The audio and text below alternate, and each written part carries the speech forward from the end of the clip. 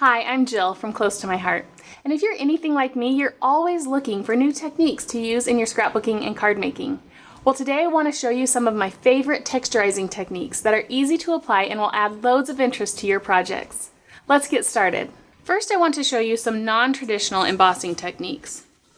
Here I took our Versamark ink pad and I rubbed it across my background paper here. And I did it in no particular order, just giving it a nice swipe. Then poured on the gold embossing powder and heat set that. So you can see I've just got these beautiful streaks of gold and it's textured and raised because of the embossing, and it really just adds another layer of dimension to this background paper that I used for this layout.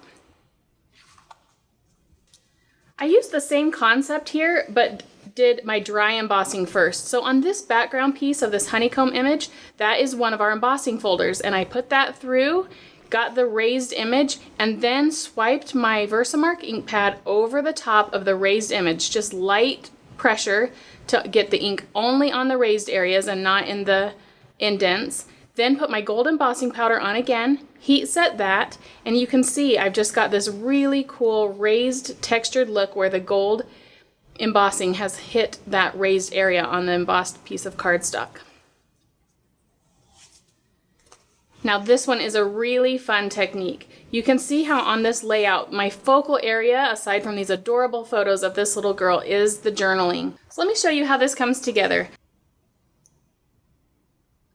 I've got my base layout here and a stencil that I've cut with a Cricut cartridge. Got a title on my page, and I'm just going to take my Versamark ink pad and I'm going to press that into the negative space where the Cricut had cut my shape, and I'm filling that with ink.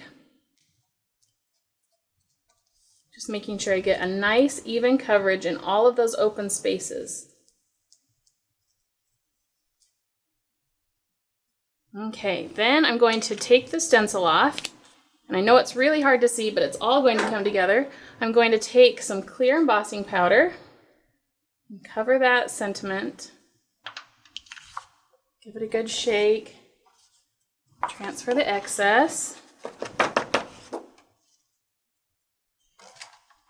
And then I'm going to use the craft heater to emboss my word here. I love embossing because it gives you such dimension and detail to your pages and any project you use it on. It adds that shine and some texture.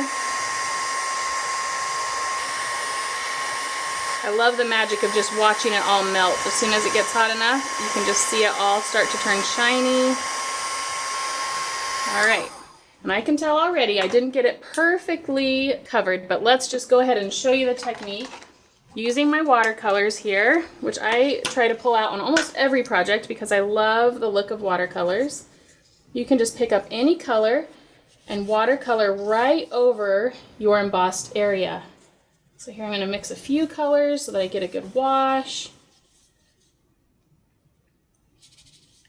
And again, you can see how your title just comes right out of there because the embossing powder acts as a resist. And then once that's dry, you can even, with a paper towel, come in and wipe that off your letters. So let me show you the original again, because what I did after I finished that was go back in with a black marker and outline the edges just to make that pop off. So you can just see the beautiful title and the ability to get a really pretty look to your page by using your embossing powder as a resist.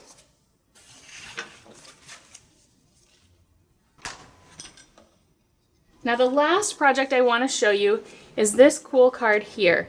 And you can see in the background that I've got some detail, and it's just a really random pattern. And let me show you how I did that.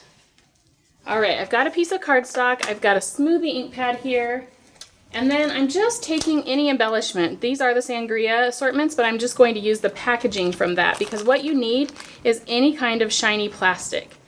And I also like to use my spritz cleaner. I use this because it's alcohol based and so it dries faster. So what I'm going to do is take my smoothie ink and I'm just going to apply some on this plastic. The pattern doesn't matter, the amount doesn't matter, and then I'm going to spritz over that with my spritz cleaner.